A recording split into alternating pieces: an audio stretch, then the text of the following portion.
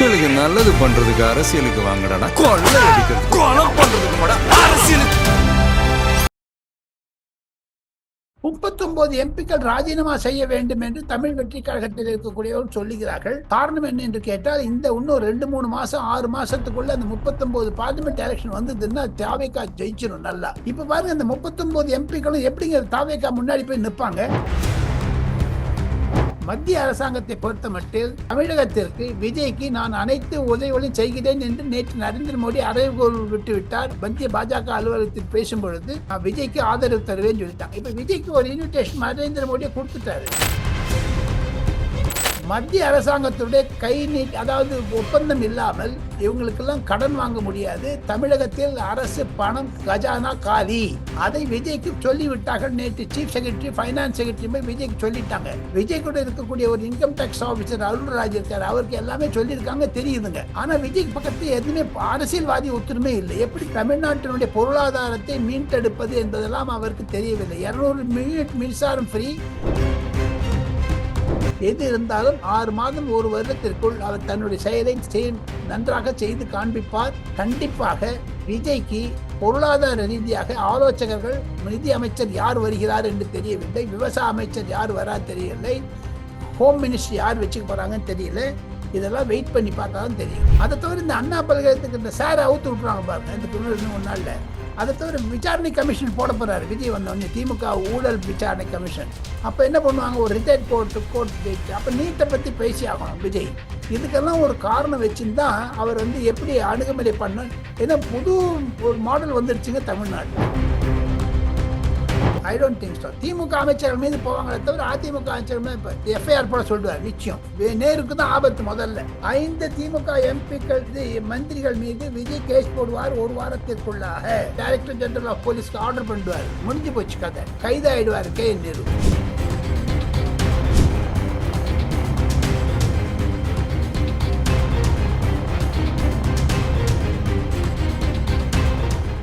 Real one உறவுகளே, நடுநிலையோடு பொறுப்புடன் செய்திகளை வழங்கி பல லட்சக்கணக்கான மக்களின் நம்பிக்கையை பெற்ற நமது சேனலின் வளர்ச்சிக்கு உங்கள் ஆதரவு தேவை. இந்த ஊடக பயணம் தொடர்ந்து வலுப்பெற திரையில் தெரியும் QR கோட் ஸ்கேன் செய்தோ அல்லது டிஸ்கிரிப்ஷனில் உள்ள வங்கி விவரங்கள் மூலம் உங்களால் முடிந்த அளவு சப்போர்ட் செய்யுங்கள். உங்கள் ஒவ்வொரு ஆதரவும் நமது குரலை இன்னும் பல லட்சம் பேரிடம் கொண்டு செல்ல உதவும். ரியல் ஒன் நண்பர்கள், உறவுகள் அனைவருக்கும் வணக்கம். இன்று நம்மோடு இருப்பவர் மூத்த பத்திரிகையாளர் டெல்லி ராஜகோபாலன் சார் அவர்கள். வணக்கம் சார். நமஸ்காரம். நமஸ்காரம் சார். சார், உங்க முகத்திலேயே ஒரு ஹாப்பினஸ் தெரியுது சார். இப்போ தமிழகத்திலையும் திமுக ஆட்சியை இழந்து விட்டது. மத்தியிலையும் ஆட்சியில் இல்லாத காங்கிரஸ் கூட, பல மாநிலங்கள்ல அழிந்து செல்லக்கூடிய காங்கிரஸ் கூட தான் பயணிச்சுக்கிட்டு இருக்காங்க. இனி திமுகவுடைய டெல்லி லாபி எப்படி சார் இருக்கும்? 39 எம்பிக்கள் ராஜினாமா செய்ய வேண்டும் என்று தமிழ் வெற்றி கழகத்தில் இருக்கக்கூடியவர்கள் சொல்லுகிறார்கள்.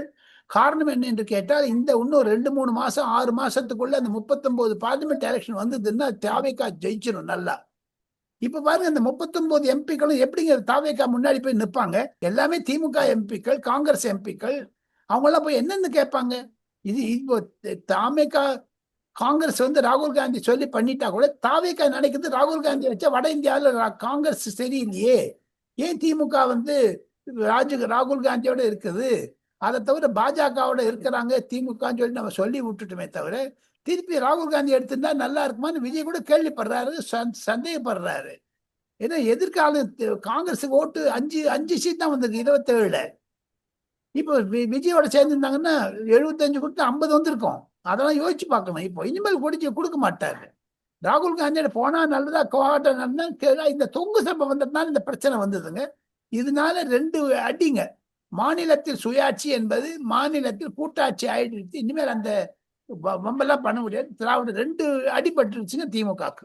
சார், இப்போ இந்த தேர்தல் 5 மாநில தேர்தல்களை எடுத்து பார்க்கும்போது தான் சார் 3 முதல்வர்கள் தோல்வியை கண்டிருக்காங்க. வெஸ்ட் பெங்கால்ல மம்தா பானர்ஜி அவுட்டு, தமிழ்நாட்டுல மு க ஸ்டாலின் அவுட்டு, கேரளாவுல பினராயி விஜயன் அவுட்டு.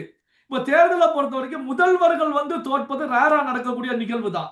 ஆனா பாத்தீங்கன்னா வெஸ்ட் பெங்கால்ல பாஜக மம்தா பானர்ஜியை வீட்டுக்கு அனுப்பிட்டாங்க. தமிழகத்துல விஜய் அவர்கள் மு க ஸ்டாலின் அவர்களை வீட்டுக்கு அனுப்பியிருக்காங்க. கேரளாவுல காங்கிரஸ் அனுப்பி வைத்திருக்கிறது பினராயி விஜயனை.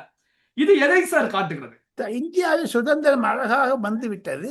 இந்தியாவில் இருக்கக்கூடிய ஒரு சுதந்திரமான இடங்கள்லாம் பார்த்தீங்கன்னா ஒரு பெரிய மாறுதலை கொண்டு வந்தது. அதற்கு காரணம் நரேந்திர மோடியினுடைய ஆளுமை, மத்திய அரசாங்கத்துடைய ஆளுமை. தமிழகத்தில் பாஜக மேன்று தலையெடுக்கிறதோ இல்லையோ, மத்திய அரசாங்கத்தை பொறுத்த மட்டில் தமிழகத்திற்கு விஜய்க்கு நான் அனைத்து உதவிகளையும் செய்கிறேன் என்று நேற்று நரேந்திர மோடி அறைகோல் விட்டு விட்டார். மத்திய பாஜக அலுவலகத்தில் பேசும் பொழுது நான் விஜய்க்கு ஆதரவு தருவேன்னு சொல்லிட்டாங்க. இப்ப விஜய்க்கு ஒரு இன்விடேஷன் நரேந்திர மோடியை கொடுத்துட்டாரு. அவங்க 2 பேரும் பார்க்க போறதாவும் நான் கேள்விப்படுகிறேன். அடுத்த வாரம் டெல்லி வரப்போகிறார் விஜய். அப்பொழுது பேசுவார் இதெல்லாம். சார், உங்களுடைய பார்வையில பார்க்கும்போது விஜய் மத்தியில வந்து மோடி அரசு இவர்களுக்கு இடையிலான ரிலேஷன்ஷிப் வந்து எப்படி சார் இருக்கும்? அதாவது ஜெகன்மோகன் ரெட்டிக்கும் மத்திய பாஜக அரசுக்கும் இருந்த ரிலேஷன்ஷிப் மாதிரி இருக்குமா, அல்லது மு.க. ஸ்டாலின் அவர்களுக்கும் மத்திய பாஜக அரசுக்கும் இடையில இருந்த ரிலேஷன்ஷிப் மாதிரி இருக்குமா சார்? கொள்கை எதிரின்னு தான் சொன்னாரே தவிர அரசாங்கத்துக்கு அரசாங்கம் எதிரின்னு சொல்லல. இனிமேல் ஒன்னே ஒண்ணுங்க சிவா, வரக்கூடிய நாட்கள்ல பொறுத்து பாருங்க. மத்திய அரசாங்கத்துடைய கை நீட், அதாவது ஒப்பந்தம் இல்லாமல் இவங்களுக்கெல்லாம் கடன் வாங்க முடியாது. தமிழகத்தில் அரசு பணம் கஜானா காலி. அதை விஜய்க்கு சொல்லி விட்டார்கள். நேற்று சீஃப் செக்ரட்டரி, பைனான்ஸ் செக்ரட்டரி போய் விஜய்க்கு சொல்லிட்டாங்க. விஜய் கூட இருக்கக்கூடிய ஒரு இன்கம் டேக்ஸ் ஆபீசர் அருள்ராஜ் இருக்காரு, அவருக்கு எல்லாமே சொல்லியிருக்காங்க, தெரியுதுங்க. ஆனா விஜய் பக்கத்து எதுவுமே அரசியல்வாதி ஒத்துருமே இல்லை. எப்படி தமிழ்நாட்டினுடைய பொருளாதாரத்தை மீட்டெடுப்பது என்பதெல்லாம் அவருக்கு தெரியவில்லை. 200 யூனிட் மின்சாரம் ஃப்ரீ, எல்லா பஸ்லையும் யாருன்னா போலாம்னு சொல்லிட்டாரு. அப்ப மெட்ரோனுடைய ப்ராஜெக்ட் என்ன ஆகும்? இதெல்லாம் ஒரு பிரச்சனையாகும். அது தவிர விஜய் எதிர்நோக்க வேண்டிய சோதனைகள் பல, விஜய்க்கு இருக்கக்கூடிய ஒரு கவலைகள் பல. எப்படி 12 லட்சம் கோடி கொடுத்தேன்னு நரேந்திர மோடி தமிழக அரசாங்கத்திற்கு. விஜய் தன்னுடைய பொதுக்கூட்டத்தை பேசும்போது கடன் வாங்கி பண்றியேன்னு, இவர் கடன் வாங்காத பண்ண முடியாது. அப்போ வரி எப்படி போடுவாங்க? வரி போட்டா உங்களுக்கு இனாம் கொடுக்க முடியாது. டாஸ்மார்க் என்ன பண்ணுவாரு? இதெல்லாம் கேள்விக்கிட்டு இருக்கு. முதல்ல அவர் வந்த உடனே டாஸ்மார்க்கை மூடுவாரா, போதைப் பொருளை குறைப்பாரா, இந்த கேள்விதான் வரும். அதுலதான் பிரச்சனைகள் வர ஆரம்பிக்கும்.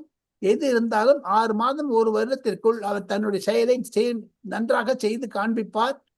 கண்டிப்பாக விஜய்க்கு பொருளாதார ரீதியாக ஆலோசகர்கள், நிதி அமைச்சர் யார் வருகிறார் என்று தெரியவில்லை, விவசாய அமைச்சர் யார் வரா தெரியவில்லை, ஹோம் மினிஸ்டர் யார் வச்சுக்க போறாங்கன்னு தெரியல. இதெல்லாம் வெயிட் பண்ணி பார்த்தா தான் தெரியுங்க. இதை 1 வாரம் ஆகுங்க சிவா. சார், இப்போ டெல்லி பாஜக ஏற்கனவே மோடி அவர்கள் வாழ்த்து தெரிவிச்சிட்டாங்க. இப்ப டெல்லி பாஜகவுடைய மூவ் இனி எப்படி சார் இருக்கும்? என்னன்னா திமுக ஆட்சியில் இருக்கும் போது மிகப்பெரிய ஒரு மூவை டெல்லி பாஜக கையில் எடுத்தாங்க. திமுகவை அப்புறப்படுத்துவதற்கான வேலைகள்ல தீவிரமாக செயல்பட்டாங்க. இனி எப்படி சார் அவருடைய மூவ் இருக்கு சார்? ஒரு கடினமான கொஸ்டின் தான். விஜய்க்கு எதிர்த்து போக மாட்டாங்க. ஏன்னா முதலமைச்சர் ஆயிக்காரு.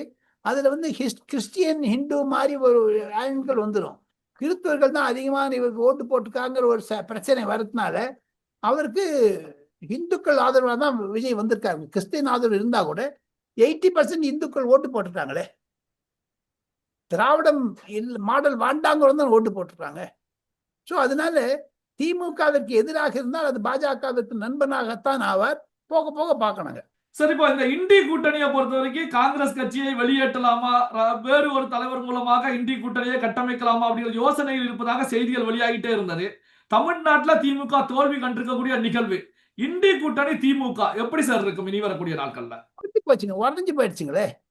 எப்படி இப்ப இல்லையே, எஸ்பிஎன் போட்டுட்டாரு, செக்யூலர் ப்ராக்ரசிவ் அலையன்ஸ். நாடாளுமன்றத்தில் இனி காங்கிரஸ் திமுக தாவைக்காட போச்சுன்னா திமுக காங்கிரஸோட இருக்காதுங்க. அந்த 39 MP ராஜினாமா பண்ணணும்னு சொல்றாங்களே, ஆதவ அர்ஜுனா சொல்றாரு. ஸோ அதெல்லாம் வச்சு பாத்தீங்கன்னா திமுக எம்பிக்களுக்கு தர்ம சங்கடம். எப்படிங்க நீ உங்க தொகுதிக்கு போய் இப்ப எப்படிங்க நீ கேட்க முடியும்? சீஃப் மினிஸ்டர் கிட்ட ஒரே இடத்துல திமுக முதலமைச்சர், திமுக MP, திமுக MLA வந்தா நல்லா இருக்கும். இப்ப பிச்சு பிச்சு இருக்குதுங்களே. ஆக மொத்தம் இதில் ஓர வஞ்சனை செய்வார்கள். கண்டிப்பாக திமுக இருக்கக்கூடிய இடங்கள் எல்லாம் அவருக்கு மேலும் வசதிகளை தருவாரா விஜய் என்பதெல்லாம் பொறுத்திருந்தா பார்க்கணும். அந்த விஜயும் உதயநிதி முன்னாடி உட்காந்துப்பாங்களா சார்? அதை தவிர இந்த அண்ணா பல்கலைக்கழகத்துக்கு இந்த சாரை அவுத்து விட்டுருவாங்க பாருங்க, இதுக்கு 2-3 நாள்ல. அதை தவிர விசாரணை கமிஷன் போட போறாரு விஜய் வந்தோடனே, திமுக ஊழல் விசாரணை கமிஷன். அப்ப என்ன பண்ணுவாங்க, ஒரு ரிட்டையர்ட் கோர்ட் ஜட்ஜ். அப்ப நீட்டை பத்தி பேசி ஆகணும் விஜய். இதுக்கெல்லாம் ஒரு காரணம் வச்சுதான் அவர் எப்படி அணுகுமுறை பண்ண. ஏன்னா புது ஒரு மாடல் வந்துடுச்சுங்க தமிழ்நாட்டுல. யாருமே எதிர்பார்க்கறாங்க இவ்வளவு சீட். டெல்லியில எல்லாருமே வியப்படைகிறாங்க. சார் இப்ப விஜய் அவர்கள் அரசியல் களத்துல வரும்போது பல நெருக்கடிகளை திமுக கொடுத்தாங்க. குறிப்பாக வந்து கரூர் இன்சிடென்ட், காவல்துறை மூலமாக விஜய் அவர்கள் பிரச்சாரத்துக்கு செல்ல முடியாமல் நெருக்கடி, அனுமதி கொடுக்காத நிலை எல்லாமே ஏற்பட்டுக்கிட்டே இருந்துச்சு. இப்ப தலைகளாக மாறி காவல்துறை விஜய் அவர்களுடைய கண்ட்ரோல்ல வரப்போகிறது. இது விஜய் அவர்களுடைய செயல்பாடு திமுகவுக்கு பதிலடி கொடுக்கக்கூடிய வகையில இருக்குமா, எப்படி சார்? இருக்கும். கண்டிப்பாக இருக்கும். கண்டிப்பாக. செந்தில் பாலாஜி பார்க்க முடியாது. செந்தில் பாலாஜி எலெக்ட் ஆயிட்டாரு. அந்த விஜய் போய் இப்ப எப்படி எதிர்க்க உட்காந்து பார்ப்பாங்க. ஒருவேளை செந்தில் பாலாஜி எதிர்கட்சி தலைவரா போட்டு உதயநிதி வெளில உட்காந்தாலும் உட்காந்துப்பார், சொல்றதுக்கு இல்லை. அது உதயநிதி தான் இனிமேல் எல்லா டிசிஷன் எடுக்கணுமே தவிர முக ஸ்டாலின் எடுக்க மாட்டார். கட்சி உதயநிதி கையில வந்தாச்சு. சார் இப்போ இனி வரக்கூடிய நாட்கள்ல இப்போ இந்த ஊழல் கரைபடிந்த முன்னாள் அமைச்சர்கள், அதாவது திமுக அமைச்சர்கள், இனி முன்னாள் அமைச்சர்கள், இவர்கள் மீது வந்து மத்திய டிபார்ட்மெண்ட்டுகள் வந்து ஆக்ஷனை வேகமாக எடுப்பாங்களா சார்? காரணம் என்ன அப்படின்னா, தமிழகத்துல திமுக ஆட்சி இழந்துட்டாங்க, விஜய் புதிதாக ஒரு சிஎம் வந்திருக்காங்க, மத்திய டிபார்ட்மெண்ட்கள் களத்துல குதிப்பாங்களா, எப்படி சார்? மாட்டாங்க, கொடுக்க மாட்டோம். No, I don't think so. DMK அமைச்சர்கள் மீது போவாங்களே தவிர அதிமுக அமைச்சர்கள் இப்ப நேருவை நிச்சயம் இப்ப இந்த விவர் வந்த உடனே அந்த எஃப்ஐஆர் போட சொல்றாரு. நிச்சயம் நேருக்கு தான் ஆபத்து. முதல்ல 5 திமுக எம்பிக்கள் மந்திரிகள் மீது விஜய் கேஸ் போடுவார் ஒரு வாரத்திற்குள்ளாக. என்ன பொறுத்த மட்டும் விஜய் நேரு மீதும் 5 அமைச்சர்கள் மீதும் வழக்கு தொடர தயாராக இருக்கிறார். எஃப்ஐஆர் போட சொல்லி டைரக்டர் ஜெனரல் ஆஃப் போலீஸ்க்கு ஆர்டர் பண்ணுவார். முடிஞ்சு போச்சு கதை. கைதாயிடுவார் கே என் நேரு. இப்ப இருக்கக்கூடிய கரண்ட் சிச்சுவேஷன்ல, அரசியல் நிலவரத்துல அதிமுக எப்படி செயல்பட வேண்டும் அப்படின்னு சொல்லி எதிர்பார்க்கறீங்க சார்? நல்ல உண்மையான எதிர்க்கட்சியாக இருக்க வேண்டும். எடப்பாடி பழனிசாமிக்கு ஒரு தடக்கம் ஏற்பட்டு இருக்கிறது. ஆனால் வேலுமணி ஜெயித்து விட்டார், தங்கமணி தோத்து விட்டார், நிறைய பேர் தோத்து விட்டாங்க. அது அவருக்கு பலம் இழந்து இருக்கிறது. அதிமுக எண்ணிக்கை பார்த்தா திமுக எண்ணிக்கை விட அதிகமாக இருக்கிறது. தாங்கள் பார்த்தா தெரியும் உங்களுக்கு. அதனால அதிமுகவை நடத்தி கொள்ள வேண்டியது. அதை தவிர இன்னைக்கு சில பத்திரிகைகள் நான் படித்தேன், ஆங்கில பத்திரிகைகளில் சசிகலாவும் டிடிவி தினகரனும் இனிமேல் எடப்பாடி பழனிசாமி விட்டுருங்க, நாங்கள் எடுத்துக்கலாம் சொல்லுவாங்க. பட் ஆனால் பதவி வந்த பிறகு விஜய் வந்துட்ட பிறகு இனிமேல் எதிர்கட்சியா செயல்படணும்னா யார் வருவாங்கன்னு தெரியலையே சார். எப்பவுமே நம்முடைய வாசகர்களுக்கு கடைசியில அப்டேட் கொடுப்பீங்க, ஹார்ட் நியூஸ் கொடுப்பீங்க. இன்னைக்கு அரசியல் களமே எண்ணெயில் போட்ட கடுகு போல பரபரத்துக்கிட்டு இருக்கு. நீங்க கொடுக்கக்கூடிய அந்த அப்டேட் என்ன சார்? அப்டேட் கூடிய விரைவில் அண்ணாமலை அவர்களுக்கு மத்திய பாஜகவில் உயர் பதவி தர இருக்கிறார்கள். மத்திய பாஜக அண்ணாமலையை அவங்கெல்லாம் புது கட்சி ஆரம்பிக்கிறாங்க, டிவிக்கு சேர்ந்துறாங்க, போய் சொல்லி பிரச்சாரம் பண்றாங்க. அதெல்லாம் தவறு. நிதின் நபீனுடைய டீம்ல அண்ணாமலை கண்டிப்பாக பொதுச் செயலாளராக வந்தாலும் ஆச்சரியப்படுவதற்கு இல்லை. அதுதான் ஸ்பெஷல் ஸ்டோரி. பல்வேறு முக்கியமான தகவல்கள், செய்திகளை நம்முடைய உறவுகளுடன் பகிர்ந்து கொண்டதற்கு நன்றி சார்.